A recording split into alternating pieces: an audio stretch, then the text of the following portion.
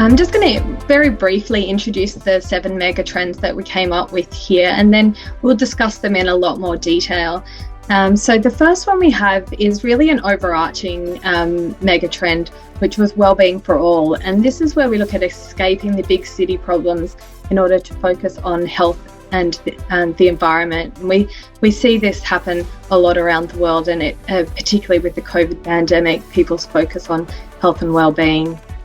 The second megatrend that we'll talk about is Wise Nation. This is where we have an ageing society, but we really focus on how they become an asset to society and how we embrace all people of all ages. Megatrend 3 is data dominance, which is ubiquitous digital technology becoming both a blessing and a curse.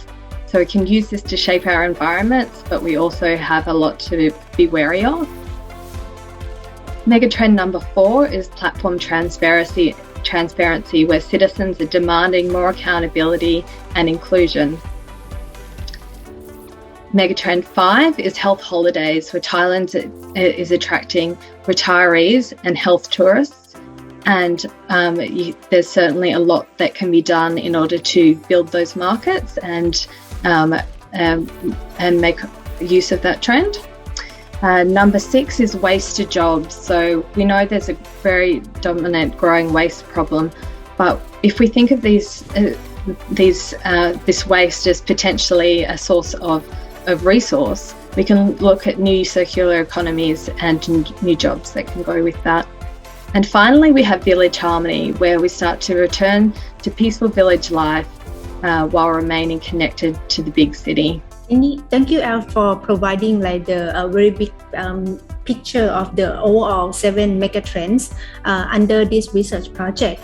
I think from time to time I see our participant, our audience raise hand from time to time. So feel free to drop your comment or question at the box. And even if you have any question to our keynote speaker, Dr. Gandhi and Mr. Fogle-White, feel free to do that as well. We're gonna consolidate all the question and comment and respond on them at the end of the session. But in this meantime, maybe I can, before that we jump to start with our first megatrend. So for the first megatrend that we would like to start with is about the well-being for all. And when we talk about well-being for all, it's all about those kind of things that people really reflect about the Thai value. I think in this day, when we see about the complex and very fast pace of our world that moving, including Thailand as well, and I'm sure about Australia. That's why all those kind of the problem that growing up from our social and also environmental issue are on the rise. So that's also kind of really make us to pause and also take a break on how to think in terms of what is actually very important to our life. So in that sense, when we talk about well-being for all here under the megatrend number 1, we do see the opportunity and also challenges that we would like to ensure about the well-being not only for us but also our ecosystem or even the environmental context surrounding us as well. What do you think about that? Yeah, I think, Penin, we see people really starting to understand the importance of nature and spending time in the outdoors and connecting in lots of different ways in order to improve their health and well-being.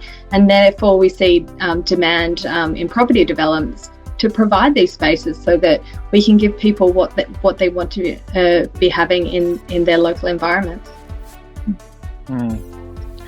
Yeah, and I think with this megatrend, it's really signalling a shift away from wasteful consumerism and to a more conscious use of resources, and that's taking more responsibility for one's health, but also the health of the environment, as Anne alluded to.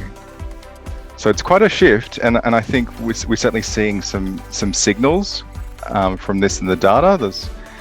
Some of this is obviously well explained in the report, but yeah, there's some very strong signals even from across Asia. We're seeing some studies that are really pointing to this shift away from a consumer society.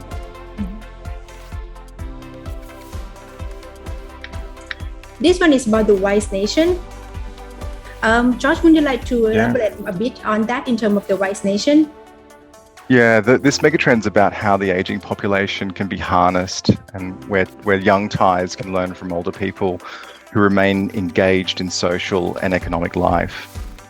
Yeah, I think for this one, as Dr. Gandhi also mentioned, and when we do see this as a big challenges around the world, this is not only about our mega trend for the greater Bangkok, but also like global trend in that sense as well. And we do see the tendency of the very high on the aging population, especially in the Asia Pacific context. So I think the wise nation really help us to see the possibility of this kind of future.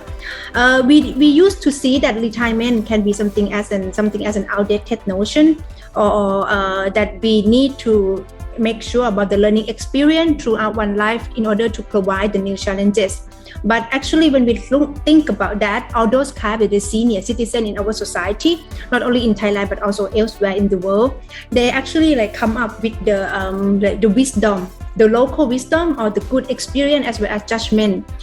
Based on the research as well, we found that like actually the senior citizen have a long tendency of longer like patience and also be able to adjust their human skill within their colleague better than the younger generation. And that kind of thing that they have to extract and also like share it on the table when they have to work in the labor workforce, that's going to be something very important. And also making sure that like how they can really compete or survive throughout the chain of the smart machine or the technology advancement that's going to hit us as well. Yeah, and I think, I mean, it's just that smart machines and technology advancements that can also enable these people to be part of this society for a long amount of time. So although people are aging and are living longer, we can also make sure that that quality of life is improved. So having future of smart healthcare, thinking about robot assistants that can be exoskeletons that might aid in physical people being more comfortable physically and able to do more jobs. And there's also automation which allows lots of different social skills in the workplace and a lot of other ways that older people can work with them as well. Mm-hmm. And I think all those kind of technology advancement, if I can build upon on what Anne just said, can help to bring back the senior citizen to the workforce. And at the moment, Thailand have the retirement age around like 60. I think they try to readjust it to be like a bit older. But even that, most of people still retire before like 55 years old for that. How about the case in Australia? What is the retirement age over there? I think the retirement age is still a little bit higher in Australia, but we often see that there's a different, people might work differently in later in life. So you might retire your full-time job, but then there might be a lot of opportunity to continue mentoring in the workplace or sharing expertise in some ways. And I even like to see how people can be sharing their expertise through entrepreneurship in older ages as well. Mm-hmm, mm-hmm. I think that's very interesting and important to take notes. Like if all those kind of like senior citizens gonna live longer, how they will be able to benefit from this kind of like the coming future. So I'll introduce this one. This is data dominance, and this really highlights how digital technology is becoming really important in our lives. And we know that this is a great way to make our cities more efficient and enables a lot of different things. But there's also things that we have to worry about as far as cybersecurity and protecting people's value. Yeah, this is an intriguing one. It's really highlighting how digital tech and the digital revolution can be a two-edged sword. On the one hand, we've got more information and convenience, but on the other, we seem to be more hackable or more influenced by whoever owns the data or the social media platforms or the search engines that are so central to this digital environment. Mm-hmm.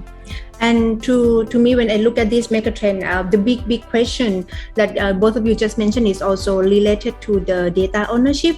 Those have the privacy issue and how also that the data are going to be utilized. I think that's going to be a very big question in our mind now and also the coming future. We do see that like yes, the data is important. Some people say that data is a new goal, but even that, how we can utilize this type of important data to our city, that's going to be very critical to really take action on that, how we can implement that and utilize that to make the better city in that sense. And all those type of data, when we think about that, it means that they're going to be owned only by the tech giant, the big company, or is it going to be something that help to focus on the short-term profitable outcome or something as a benefit to our city as well. And we create an open data ecosystem, even that for the public space infrastructure and how that's going to be for us to conduct the open discussion in order to come up with the solution by using the more long term, especially when we talk about well-being here as well. So how that we can utilize data to make the better for us. Josh, you mentioned last time to me when we look at the megatrend. Does it mean that like each megatrend has some certain benefit or advantage more than the other? Or for Anne as well, in terms of like when we think about this kind of megatrend, do we see something in terms of the similarity of the thing that happening in Australia as well? So just kind of like throw you with the question. So during the discussion too. Yeah, no worries. So I think I think the first question was about the relationship between the megatrends. Is that right? Yes. Yeah. So the way we've depicted these megatrends is using a flower and with overlapping petals, and what that really was about is signaling that these megatrends overlap, and there's definitely there's trends that contribute to more than one megatrend. And that'll become clear as we progress through the discussion and description of these megatrends. But yeah, they definitely overlap, and there's some where they overlap can be as interesting actually as the megatrends themselves. Thank you. I think they also open themselves up for your own interpretation of them as well. So you can sort of engage with them and have a few different perspectives on how they will affect different places. And I think all of them could apply in different contexts. And although this set has been developed particularly for Greater Bangkok and the trends that we saw coming through there most strongly, I think you'd find a good application of all of these, certainly in Australia or other places around the world, but you might just adjust some of the context in your thinking and some of the detail and nuance that goes along with them. Thank you for both. I think this data dominant will somehow already reflect from time to time and also going to be more kind of like stronger in terms of the situation that's going to come in the future as well. For this one, it's kind of like something in line with the previous one. We call it as platform transparency. Yes, we are talking about data, we are talking about platform, but we need to ensure about the issue of transparency here. So it means that like when we think about this megatrend, is actually related to the emphasis of trust by the public sector or public institution. We do see the possibility of the future that our citizens will demand more transparency and also potentially take a leading role in establishing a more open data platform to promote accountability from the government. If we see the previous megatrend as a kind of the private sector, tech giant going to be the dominant role in that megatrend. For this one, we do see a more significant role by the public sector and by the government. And how do we ensure that those kind of platforms going to be transparent and encourage citizens to be part of the process to help the better city? Yeah, exactly. I think with this one, this is where we really explore the pushback that could happen through citizen groups. Now we saw this happen in Japan during the Fukushima disaster, A few years ago, many impacted communities at the time were concerned that they weren't getting the full picture from government or the power company about what was happening on the ground with radiation levels. So people self-organized. They created a platform for posting and mapping radiation levels. It's called Safecast, and it was a citizen science platform, essentially. Enabled members from around the world to post regular readings, and then in aggregate, people were able to build a picture of how the spread of radiation was occurring. The founders of this platform even developed hardware, a mobile sensing technology that could be self-assembled from a kit. Mm-hmm. When we share about this case from Japan, Josh, that also remind me about another keyword called reimagine. We always use this keyword reimagine when we talk about future study. And if we try to reimagine, if this kind of platform transparency going to be fully implemented in our scenario during the pandemic that we faced last year, I guess, or I assume that the way that we implement and the way that we face the crisis is going to be treated differently. And this type of platform transparency by the public sector is going to be as a critical tool for our future as well. I was just going to say, I think we're already seeing as the pandemic evolves, more information coming through digital technology and being able to communicate with people in that way. And I think there's a real demand for people to be engaged in these different ways. And by having these digital technologies, particularly in cities, we can really change the way they operate, and also give people a better insight and ability to participate in co-design of spaces. And I think what we see with that is when people are engaged through a process that really listens to them, we create better spaces for actually responding to the community needs and expectations. But we also create stewardship because because they're invested in the decisions and the places. They feel a real connection to these places, and it can be really great for cities for things like talent retention and making sure that people really feel connected to the place that they're in. I think this also can be treated as another significant megatrend as well that we are going to face and also amplify in the coming future. It's about the health holidays. When you're thinking about Thailand, when we're thinking about Greater Bangkok, that's also something that kind of like go together in our mind. You want to share something about that, Anne? Sure. I think, Panine, we know that Thailand's tourism industry is a very large part of Thailand, and in the past 25 years, the tourism almost doubled the national GDP. And it's almost 22% in 2018.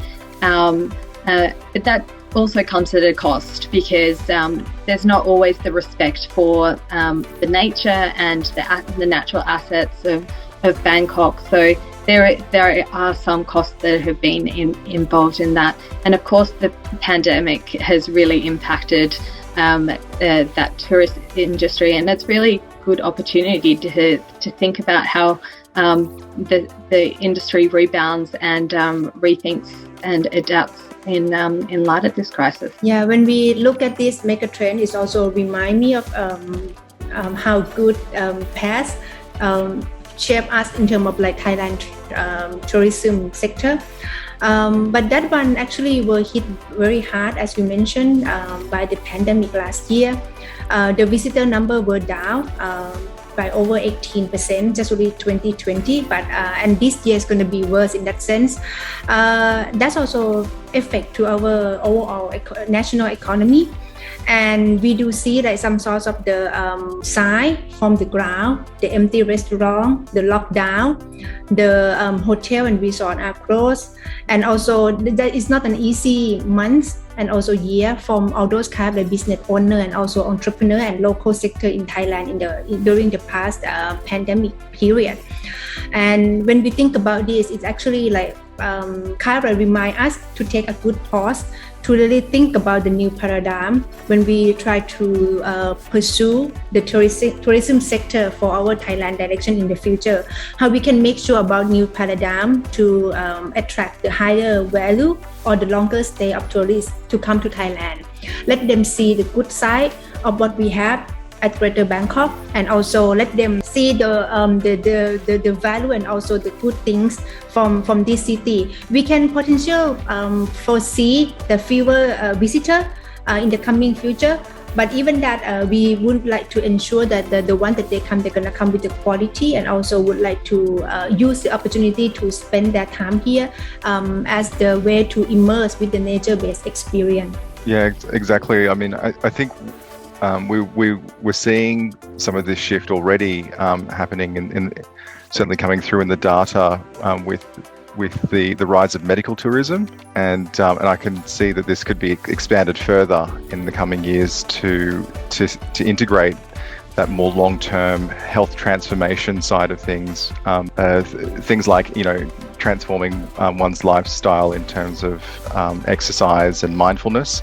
So we've seen the sort of lifestyle transformation movement globally, particularly in the developed world, ironically, where we've seen mental illnesses skyrocket, and just general disease. Lots of non-communicable diseases, and so more and more people are really wanting to take a step back, I think, and take care of their health, invest more in their quality of life, particularly as they age. I think this kind of health holiday might use the opportunity from the pandemic as well to really pause and also think about how we are going to redefine that for the coming future.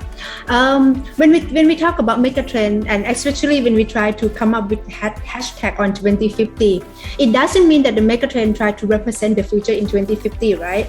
We would like to elaborate. Before that we jump to the 2050, we need to have some like transition. Can you elaborate on that a bit before that we jump to the Megatrend number 6? Yeah, that's actually a really good question. So the best way to think about megatrends is they signal or signpost what could happen in the short to medium term.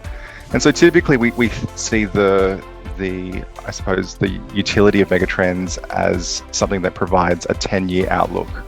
So some indication of where the world might be heading in that time period.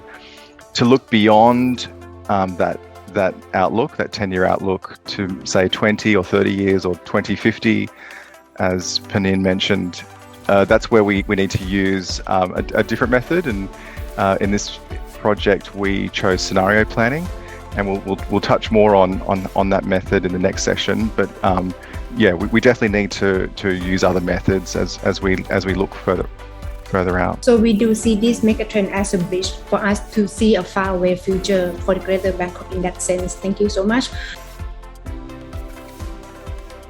When we talk about waste to job here, we do see about only the negative sides or negative impact. But actually, waste to job kind of like remind us of the potential opportunity here as well. You wanna share something on this, Josh? Yeah, this is the shifting from now from human health to environmental health. So with this megatrend, we're putting a spotlight on the waste crisis in Thailand. So the research shows that Thailand is ranked as the 6th most plastic polluting country. But we really asked the question: can this be turned around? Is that plausible? Yeah, I think it's definitely plausible, George, because if we think about things like industrial symbiosis, where we can take the outputs or what could be considered waste from some industries and use them as inputs for others, we start to develop this circular economy, and we're designing out waste, and so we're creating a future that's much more sustainable and is not dependent on resource use to get economic return. And if we create the infrastructure that allows these processes to happen, then we can really start to think about a future without waste. And it's also really important to address ocean plastic, particularly, and to ensure health of oceans and and the waterways. I think this is important because when we do see only about the negative sides of waste surrounding Thailand and also other countries nearby in the region, when we think about this, we can see the potential economic opportunity out there that we can use.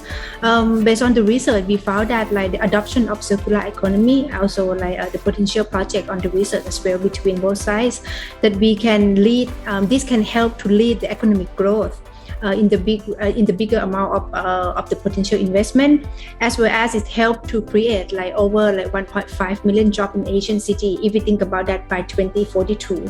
And beyond that, we also do see the possibility to link that with the unskilled labor that we have in Thailand, how they can transition from some certain job that might not be able to sustain and be able to adopt and utilize this opportunity to use waste in order to make their life in the better place. So I think this megatrend is also quite interesting to take a closer look and see how we can really making sure to promote and also encourage the actual implementation on that as well.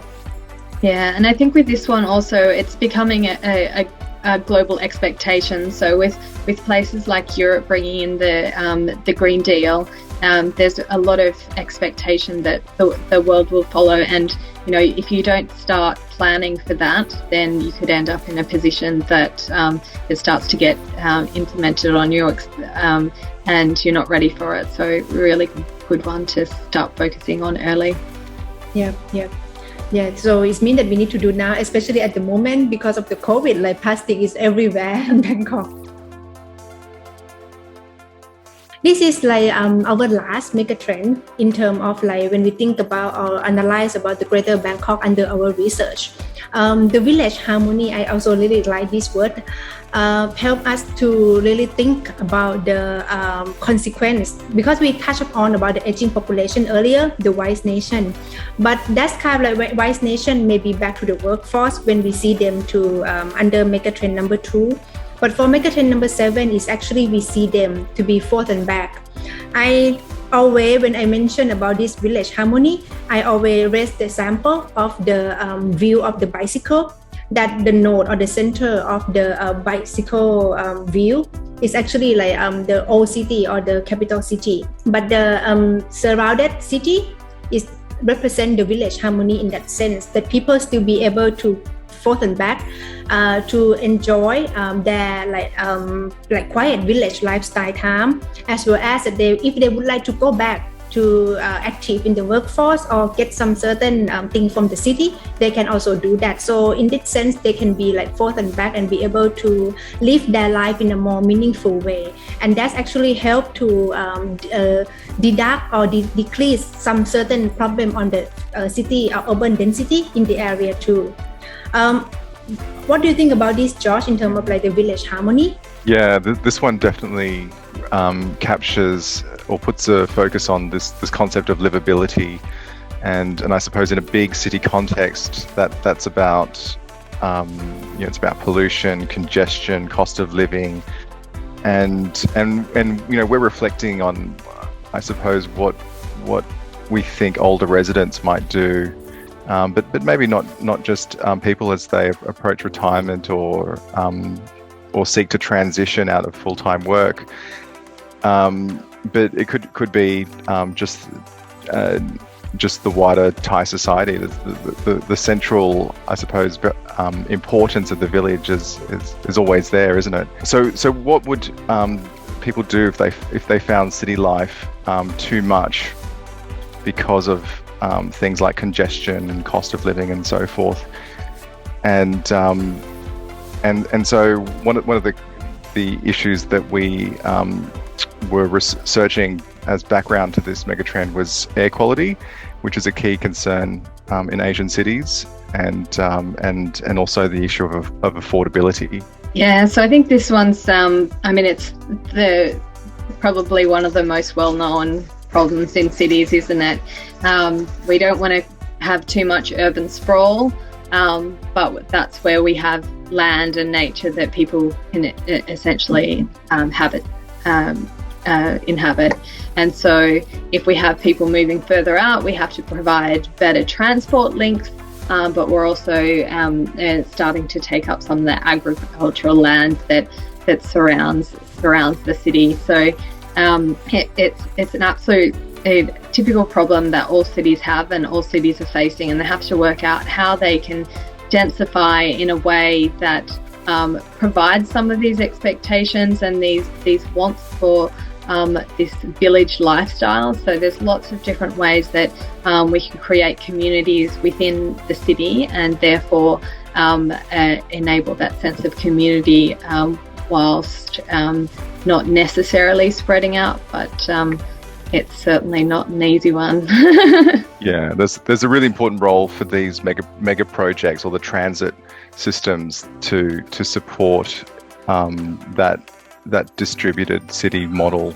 So I think for the village harmony help us to remind how we are going to really connect and also making sure about the sustained urbanization as well. I think this help to adjust or prepare for the coming future if we have a more increase in terms of the population.